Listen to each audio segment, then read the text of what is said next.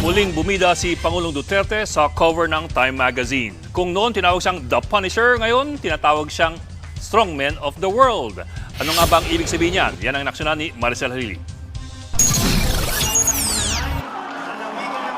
Isa si Pangulong Rodrigo Duterte sa mga binansagang strongman ng International Edition ng Time Magazine.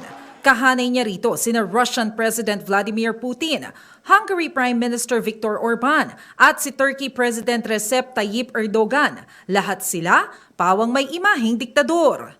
Sa artikulo sa Time na isinulat ni Ian Bremmer, inilarawan ng Pangulo na tila isang mob boss sa halip na presidente, lalo na kapag tinatalakay ang kampanya niya kontra iligal na droga. Pero para kay UP Political Science Professor Ranjit Rai, hindi maituturing na diktador ang Pangulo base sa sistemang politikal ng bansa. He is far from being a dictator, okay? And our system of government, unlike many of the governments that were depicted in the Time article, the leaders in that, the list of leaders in that Time article, ours is still a democracy. Nagsawa lang din daw ang publiko sa mga elitista at kapitalistang pinuno noon na hindi rin naman nasolusyonan ng mga problema ng bansa, kaya mas pinili nila ang kamay na bakal ng Pangulo.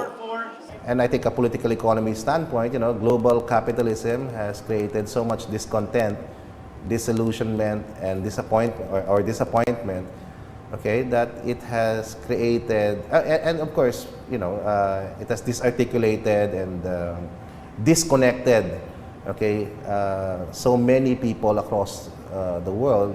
Pero si Foreign Affairs Secretary Alan Peter Cayetano hindi nagustuhan ang pahiwatig ng Time cover. While we do not agree as Filipinos on having a dictator, while we don't believe in having a tyrant, we do believe in having a strong leader. Wala namang kaso sa Malacanang ang bansag na strongman sa Pangulo.